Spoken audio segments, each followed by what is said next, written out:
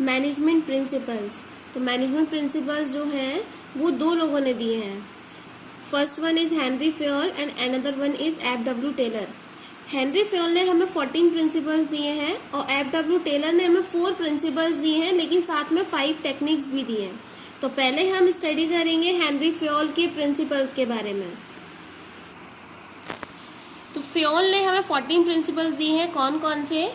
पहला है division of work, दूसरा है authority and responsibility, discipline, unity of command, unity of direction, subordination of individual interest to general interest and remuneration of person, centralisation, decentralisation, principle of scalar chain, principle of order, principle of equity, stability of tenure of personnel, initiative and esprit de corps. Henri Fayol के principles पढ़ने से पहले हमें पता करना पड़ेगा Henry Fayol थे कौन। ठीक है, तो हेनरी फ्योल जो थे वो टर्की में उनका जन्म हुआ था 1841 में। इनको बोला गया था father of management studies and thought. ये फादर थे मैनेजमेंट स्टडीज़ के और उसके थॉट्स के, मतलब मैनेजमेंट के फादर बोल सकते हैं हम। इसके बाद है आइडेंटिफाइड फंक्शंस, मतलब हम जो मैनेजमेंट के प्रोसेस या मैनेजमेंट के फंक्शंस जो आए हैं वो हेनरी फ्योल ने ही दिए हैं हमें। उसके बाद इन्होंने हमें 14 प्रिंसिपल्स भी दिए हैं जो कि हम आगे पढ़ने वाले हैं। तो सबसे पहला प्रिंसिपल था हमारा division of work. Division of work का मतलब होता है कि हमारे वर्क को डिवाइड कर देना छोटे छोटे टास्क में। Dividing the work into small task और यूनिट्स, छोटे छोटे टास्क में या छोटे छोटे यूनिट्स में वर्क को डिवाइड कर देना। तो assigning the work according to the capability, qualification and experience, मतलब अब जो हम वर्क जो डिवाइड कर रहे हैं वो एम्प्लॉयज़ की या पर्सोनल की कैपेबिलिटी को देख करके डिवाइड करेंगे, क्वालिफिकेशन को देख करके डिवाइड करेंगे और एक्सपीरियंस को देख करके डिवाइड करेंगे। और डिवाइड भी करेंगे और अगर कोई वर्कर आ भी जाता है, एम्प्लॉय आ भी जाता है, तो उसको काम भी इसी अकॉर्डिंग ही दिया जाएगा। अब जब वो सेम काम को बार बार करता रहेगा, काम करता रहेगा, तो क्या होगा, उसमें वो परफेक्ट हो जाएगा। परफेक्ट हो जाएगा मतलब वो उस चीज़ में स्पेशलाइज्ड हो जाएगा। जब हम किसी भी एक काम को बार बार करते रहते हैं तो हम उसमें स्पेशलाइज हो जाते हैं। तो फ्योल का कहना भी यही था कि आप वर्क को छोटे छोटे पार्ट्स में डिवाइड कर दो, उनकी कैपेबिलिटी, उनकी क्वालिफिकेशन, उनके एक्सपीरियंस के अकॉर्डिंग काम को डिस्ट्रीब्यूट करो, उनको असाइन करो काम, और जब वो उसी काम को बार बार करते रहेंगे तो वो उस चीज़ में स्पेशलाइज हो जाएंगे। तो अगर हम इस प्रिंसिपल के कुछ पॉजिटिव या नेगेटिव इफेक्ट्स के बारे में बात करें तो पॉजिटिव इफेक्ट्स हमें मिले, जब आप किसी काम को बार बार कर रहे हो तो स्पेशलाइजेशन हो रहा है। उसके बाद इम्प्रूव हो रही है एफिशिएंसी, जब आप एक काम को बार बार करते रहते हो तो आपकी एक हैबिट बन जाती है। तो उस काम को जब आप फर्स्ट टाइम में 10 मिनट में कर रहे हो तो हो सकता है जब आप उस काम को बार बार कर रहे हो तो सेम काम आप विद इन 5 मिनट्स कंप्लीट कर सकते हो। तो ये था इसका पॉजिटिव इफेक्ट्स। नेगेटिव इफेक्ट में क्या था, अगर आप ये प्रिंसिपल फॉलो नहीं करते हो तो स्पेशलाइजेशन नहीं हो पाएगा। उसके बाद एफिशिएंसी भी उसकी कमी रह जाएगी, लोग पूरी अच्छी तरीके से काम टाइम पर नहीं कर पाएंगे। इसके बाद है अगर आप वर्क को अगर प्रॉपर तरीके से असाइन नहीं करोगे तो काम डुप्लीकेट भी हो सकता है सेम काम 2 इंसान कर रहे हो एक साथ बैठ के। दूसरा प्रिंसिपल था हमारा अथॉरिटी एंड रिस्पॉन्सिबिलिटी। तो अथॉरिटी का मतलब क्या होता है? अथॉरिटी का मतलब होता है पावर टू टेक डिसीजन, कि आप अगर कोई काम कर रहे हो तो उस काम को करने की थोड़ी सी पावर होना, मतलब डिसीजन लेने की थोड़ी सी पावर होना। तो और दूसरी चीज़ थी हमारी रिस्पॉन्सिबिलिटी। रिस्पॉन्सिबिलिटी का मतलब था obligation to complete the job assigned on time. आपको काम मिला है लेकिन उस काम को टाइम पर कंप्लीट करना, पूरे टाइम पर, मतलब जितना टाइम आपको दिया हुआ है परफेक्ट टाइम पर उसको कंप्लीट करके देना। तो फ्योल यही बोलते हैं कि हर किसी के पास ज़्यादा अथॉरिटी नहीं होनी चाहिए, ना ही बहुत ज़्यादा रिस्पॉन्सिबिलिटी होनी चाहिए। क्यों? अगर यही चीज़ बहुत ज़्यादा हो जाएगी तो उस पर नेगेटिव रिजल्ट मिलने लग जाते हैं। मतलब अगर मैं बोलूँ किसी एम्प्लॉय को बोल दिया गया कि ठीक है आप डिसीज़न ले लीजिए, आपको जो मन करे आप वो डिसीज़न लीजिए, लेकिन अगर हो सकता है कभी किसी रिसोर्सेज की ज़रूरत नहीं पड़ रही है, किसी सामान की ज़रूरत नहीं पड़ रही है, लेकिन एम्प्लॉय ने क्या करा कि ऑलरेडी इतना सामान मंगा के रख लिया कि जितने की हमें ज़रूरत भी नहीं थी। तो डिसीज़न लेने की पावर हमें देनी चाहिए जितनी हमें ज़रूरत होती है। एक्सेस अगर हम पावर दे देंगे तो लोग उसका मिसयूज़ करना स्टार्ट कर देते हैं। रिस्पॉन्सिबिलिटी देना इसलिए ज़रूरी है क्योंकि अगर आप काम टाइम पर कंप्लीट नहीं करते हो तो सामने वाला पर्सन रिस्पॉन्सिबल होगा उस काम के इनकम्प्लीशन के लिए। अगर आप काम कंप्लीट नहीं करते हो तो आपको पनिशमेंट मिल सकती है या फिर कुछ भी वर्क करवा सकते हैं आपसे ऑर्गेनाइजेशन। तो फ्योल का कहना यही है कि आप अथॉरिटी दो, रिस्पॉन्सिबिलिटी दो, लेकिन सफिशिएंट, जितनी ज़रूरत है उतनी ही रिस्पॉन्सिबिलिटी अथॉरिटी होनी चाहिए। क्यों? क्योंकि कोई भी एम्प्लॉय उसका मिसयूज़ कर सकता है, अगर कोई मिसयूज़ करता भी है तो उसको पनिशमेंट मिलनी चाहिए। अगर हम बात करें पॉजिटिव इफेक्ट्स की, मतलब अगर हम ये प्रिंसिपल अप्लाई करते हैं तो क्या फ़ायदे होंगे? नो मिसयूज़ ऑफ अथॉरिटी, मतलब अगर आप एक्सेस अथॉरिटी नहीं दोगे तो कोई इंसान, कोई भी एम्प्लॉय या कोई भी मैनेजर अथॉरिटी का मिसयूज़ नहीं कर पाएगा। दूसरी चीज़ है कोई भी काम में डिले नहीं होगा। अगर कभी ज़रूरत पड़ती है कोई डिसीज़न लेने की इमरजेंसी में तो आप डिसीज़न ले पाओगे। क्यों? क्योंकि आपके पास अथॉरिटी है और रिस्पॉन्सिबिलिटी भी है काम को पूरा करने की। अगर हम नेगेटिव इफेक्ट्स की बात करें तो नेगेटिव इफेक्ट्स बोलोगे अगर आप ये प्रिंसिपल अप्लाई नहीं करते हो तो वहाँ पर अथॉरिटी का मिसयूज़ भी हो सकता है। अथॉरिटी का मिसयूज़ हो सकता है और साथ में काम जो है आपका डिले भी हो सकता है, टाइम पर काम कंप्लीट नहीं होगा। तीसरा प्रिंसिपल है डिसिप्लिन। डिसिप्लिन का मतलब होता है कि जितने भी कोड ऑफ कंडक्ट्स हैं, मतलब रूल्स और रेगुलेशंस की बात हो रही है यहाँ पर, जितने भी रूल्स और रेगुलेशंस जो कंपनी के द्वारा बना दिए जाते हैं, कहीं पर भी रूल्स और रेगुलेशंस बना दिए जाते हैं, वो सब डिसिप्लिन के लिए बनाए जाते हैं कि लोग प्रॉपर तरीके से काम कर पाएँ। लेकिन ये डिसिप्लिन जो है वो हर किसी लेवल पर फॉलो होना चाहिए। It is required at all levels, हर किसी लेवल पर, भले ही टॉप लेवल हो, चाहे मिडिल लेवल हो, चाहे लोअर लेवल पर हो, लेकिन हर जगह ये डिसिप्लिन फॉलो किया जाएगा। अगर कोई भी फॉलो नहीं करता तो उसको पेनल्टी पे करनी पड़ेगी या फिर कोई ना कोई पनिशमेंट उसको मिल जाएगी।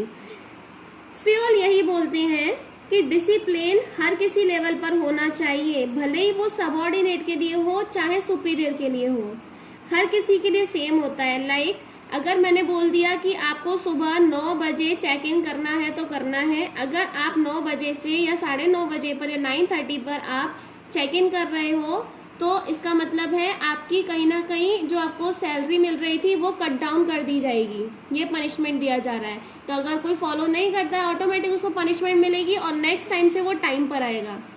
तो इसके पॉजिटिव इफेक्ट्स क्या थे?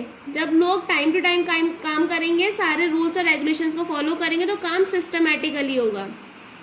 दूसरी चीज़ है इम्प्रूव हो जाएगी एफिशिएंसी, मतलब काम टाइम पर होगा विद मिनिमम कॉस्ट। अगला है नेगेटिव इफेक्ट्स, मतलब अगर हम ये प्रिंसिपल फॉलो नहीं करते हैं तो उसके इफेक्ट्स क्या रहेंगे नेगेटिव वाले। तो पहला है डिसऑर्डर और कन्फ्यूजन। अगर किसी को कन्फ्यूज़न हो जाती है कि हमें काम क्या करना था, आपको कोई रूल्स रेगुलेशन बनाए ही नहीं हुए हैं, तो हो सकता है कोई इंसान आपके काम के लिए वेट कर रहा हो लेकिन आप काम करके नहीं दे रहे हो, आपके अंदर कोई डिसिप्लिन ही नहीं है। दूसरी चीज़ है वेस्टेज ऑफ रिसोर्सेज। जब आपके अंदर कन्फ्यूज़न होंगी, काम डिसऑर्डरली होगा तो ऑटोमेटिक वेस्टेज होती रहेगी हमारे रिसोर्सेज की। अगला नेगेटिव इफेक्ट है डिले इन वर्क। काम डिले हो सकता है, आपको कोई रिस्पॉन्सिबिलिटी नहीं है आपके ऊपर काम करने की, आपको पता ही नहीं है, आप कोई रूल्स रेगुलेशंस ही नहीं फॉलो कर रहे हो तो काम टाइम पे भी नहीं करोगे आप।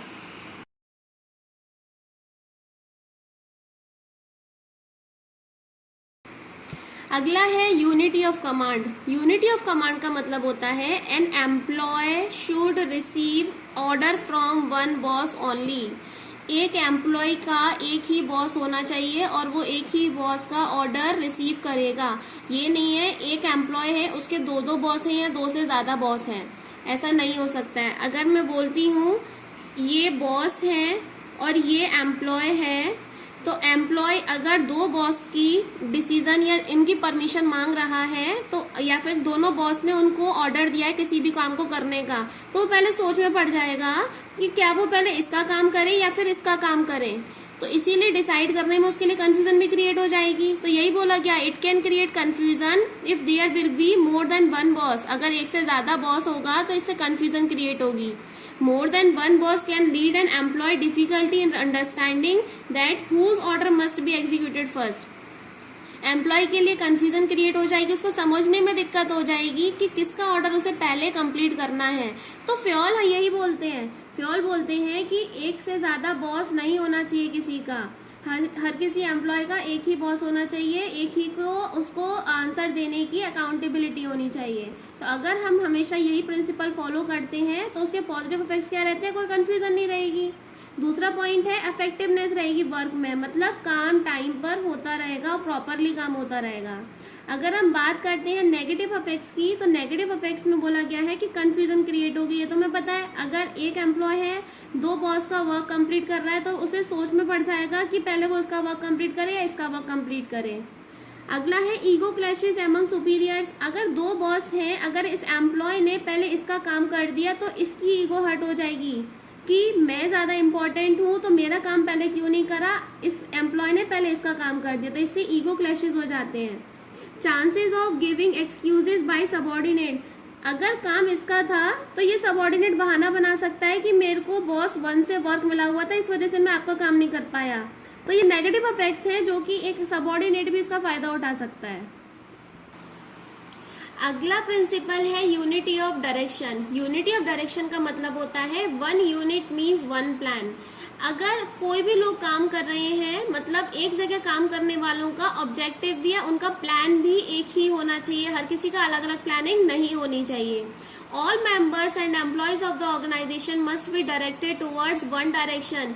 जितने भी मेंबर्स वहाँ पर काम कर रहे हैं, जितने भी एम्प्लॉयज ऑर्गेनाइजेशन में काम कर रहे हैं, सभी का मोटिव क्या होना चाहिए, सभी की डायरेक्शन एक ही होनी चाहिए, सभी का मोटिव एक ही होना चाहिए काम करने का, मतलब ऑर्गेनाइजेशन का ऑब्जेक्टिव पूरा करना। कोऑर्डिनेशन से ही काम हो सकता है ये सब। तो coordination help in the achievement of goal of the organisation effectively and efficiently. अगर हम कोऑर्डिनेशन से काम करेंगे तो ऑर्गेनाइजेशन का गोल भी बहुत इजीली अचीव हो जाएगा।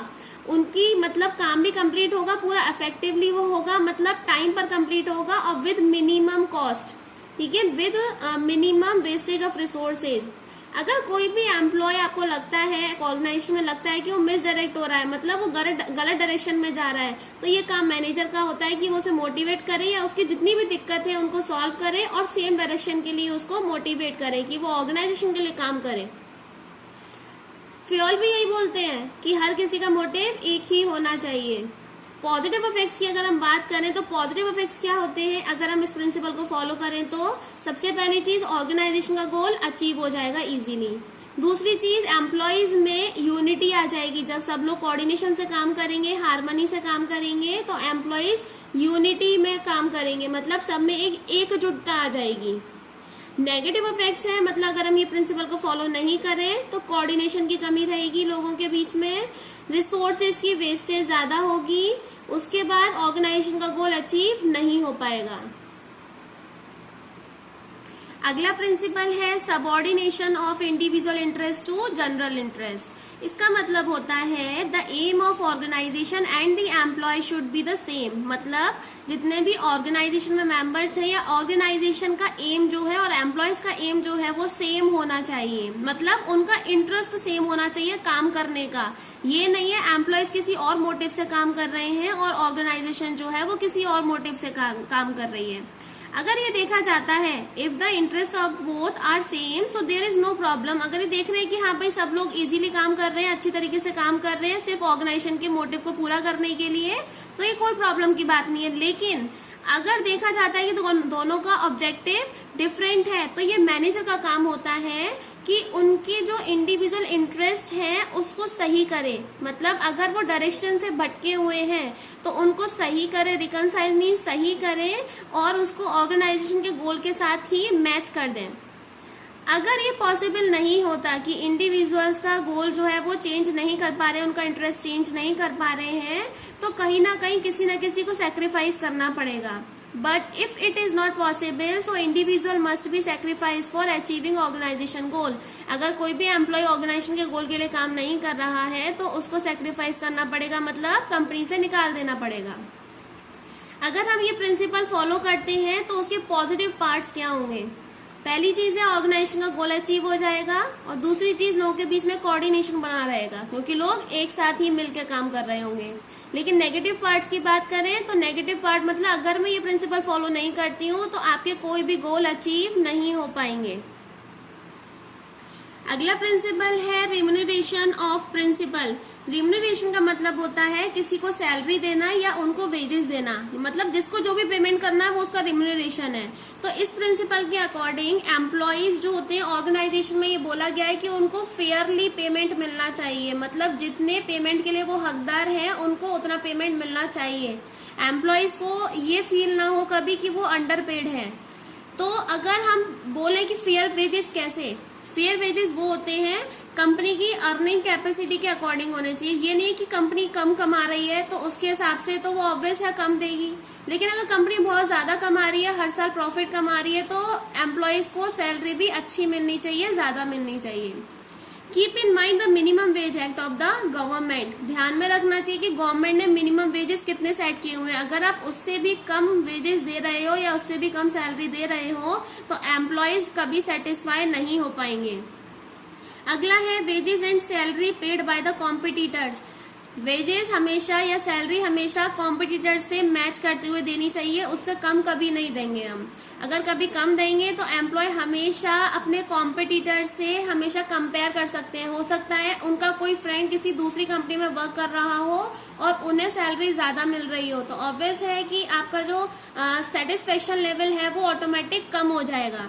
तो अगर हम ये प्रिंसिपल फॉलो करते हैं तो कंपनी के एम्प्लॉयज़ क्या होंगे, वो मोटिवेटेड रहेंगे और एनकरेज रहेंगे। वो सोचेंगे हमें ज़्यादा अच्छी सैलरी मिल रही है तो उस कंपनी को कभी छोड़ना नहीं चाहेंगे, इवन ज़्यादा से ज़्यादा एफर्ट्स लगाना चाहेंगे उस कंपनी में रहने के लिए। और अगर ये काम होगा तो कंपनी ऑटोमेटिकली प्रॉफिट अर्न करेगी। तो अगर मैं प्रिंसिपल फॉलो करती हूँ तो उसके पॉजिटिव पार्ट्स क्या रहेंगे, एम्प्लॉयज़ पहली बात तो मोटिवेटेड रहेंगे, और जो एम्प्लॉयज़ का मोटिवेशन है या डिवोशन जो है, उनका काम करने का जो डिवोशन है वो ज़्यादा से ज़्यादा बना रहेगा, इम्प्रूव होता रहेगा। अगर मैं नेगेटिव इफेक्ट्स की बात करूँ तो नेगेटिव इफेक्ट्स क्या है, इंक्रीज इन टर्नओवर। अगर कंपनी में एम्प्लॉयज़ ही सेटिस्फाई नहीं है तो वो उस कंपनी को छोड़ना चाहेंगे जल्दी से जल्दी। तो टर्नओवर मतलब यही है कि टर्नओवर मीन्स एम्प्लॉयज़ का छोड़ के जाना, ज़्यादा से ज़्यादा एम्प्लॉयज़ छोड़ के जाएंगे। और दूसरी चीज़ डिससेटिस्फाई रहेंगे एम्प्लॉय और डीमोटिवेटेड रहेंगे, कभी मोटिवेशन से काम नहीं करेंगे वो। अगला पॉइंट है सेंट्रलाइजेशन एंड डिसेंट्रलाइजेशन। ये वर्ड थोड़ा सुना हुआ लग रहा है। सेंट्रलाइजेशन का मतलब होता है पावर सिर्फ कुछ ही हैंड्स में रहना, मतलब कुछ ही लोगों के हाथ में पावर रहना, मतलब टॉप लेवल के हाथ में पावर रहना, कोई और डिसीजन नहीं ले सकता टॉप लेवल के अलावा, वो होता है सेंट्रलाइजेशन। लेकिन अगर डिसेंट्रलाइजेशन की बात करूँ तो पावर मतलब जस्ट अपोजिट बोलते हैं कि पावर एक के हाथ में नहीं, बहुत सारे लोगों के हाथ में रहना। तो distribution of power at every level of management, level हर किसी लेवल के मैनेजमेंट के हर किसी के हाथ में पावर रहना। लाइक मैनेजमेंट में लेवल्स 3 होते हैं, लोअर, मिडिल एंड टॉप। तो हर किसी लेवल के मैनेजर के पास या हर किसी लेवल में कुछ ना कुछ डिसीजन लेने की पावर होना। तो फ्योल यही बोलते हैं कि हर किसी ऑर्गेनाइजेशन में पूरी तरीके से सेंट्रलाइजेशन भी मत रखो, पूरी तरीके से डिसेंट्रलाइजेशन भी मत रखो, दोनों का कॉम्बिनेशन रखना अच्छा रहता है। क्यों? क्योंकि अगर आप बहुत ज़्यादा सेंट्रलाइजेशन रख दोगे तो लोग अपनी अथॉरिटी का फ़ायदा उठाएंगे। अगर टॉप लेवल बोलते हैं कि मेरे पास ही सारी पावर है तो वो हर किसी पे अपना हक जमाना स्टार्ट कर देंगे, ठीक है। लेकिन अगर मैं बोलती हूँ डिसेंट्रलाइजेशन है तो उससे क्या होता है, लोगों के बीच में मतलब डिस्प्यूट्स भी हो सकते हैं। बोलते हैं कि नहीं मैं मेरी मर्जी से काम करूँगा, दूसरा बोलेगा कि मैं मेरी मर्जी से काम करूँगा, तो दोनों में ही डिस्प्यूट्स होने स्टार्ट हो जाएंगे। तो उनके हिसाब से, फ्योल के हिसाब से सबसे अच्छा पॉइंट क्या है, दोनों का कॉम्बिनेशन रखना। तो कॉम्बिनेशन कैसे डिपेंड करेगा, ये नहीं है कि आप छोटी सी ऑर्गेनाइजेशन खोल के बैठे हो और वहाँ पे डिसेंट्रलाइजेशन कर रहे हो, नहीं, ये सब चीज़ें डिपेंड रहेंगी अपने नेचर एंड साइज पर कि ऑर्गेनाइजेशन कितनी बड़ी है और किस तरीके का काम कर रही है।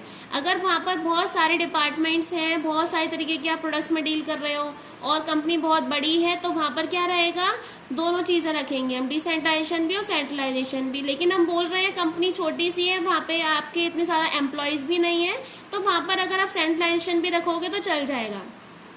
तो अगर मैं इस प्रिंसिपल को फॉलो करती हूँ तो उसके पॉजिटिव पार्ट्स क्या रहेंगे, आप दोनों चीज़ों का फ़ायदा ले पाओगे, सेंट्रलाइजेशन का भी और डिसेंट्रलाइजेशन का भी। दूसरी चीज़, डिसीजन फास्ट ले लिए जाएंगे। कभी कभी होता है बहुत बड़ी कंपनी है लेकिन पावर सिर्फ टॉप मैनेजमेंट के हाथ में है, डिसीजन वही ले सकती है, तो वहाँ पर लेवल्स भी बहुत सारे होते हैं। तो अगर लोअर लेवल को कोई प्रॉब्लम है या कोई डिसीजन लेना है तो डायरेक्ट टॉप लेवल लेगा। तो अगर यही पावर लोअर लेवल के मैनेजर के हाथ में रहती तो क्या होता, डिसीजन फास्ट ले लिए जाते हैं। अगली चीज़ है स्ट्रिक्ट कंट्रोल। अगर पावर टॉप लेवल के हाथ में भी रहती है तो वहाँ पर क्या है, कंट्रोल अच्छा रहता है, काम करने का एक स्ट्रिक्टनेस रहती है, रूल्स रेगुलेशंस ज़्यादा रहते हैं। नेगेटिव इफेक्ट्स की बात करूँ तो नेगेटिव इफेक्ट्स मतलब अगर मैं प्रिंसिपल फॉलो नहीं करूँ तो क्या होगा, अगर कंप्लीटली सेंट्रलाइजेशन कर दिया तो वहाँ पर डिसीजन लेने में डिले भी हो जाता है। क्यों? क्योंकि बहुत सारे लेवल को हमें पास करना पड़ता है तब जाके कोई डिसीजन ले लिया जाता है। अगर मैं बोलती हूँ डिसेंट्रलाइजेशन कंप्लीटली कर दिया जाए तो लोग क्या करते हैं, अथॉरिटी का मिसयूज भी करना स्टार्ट कर देते हैं।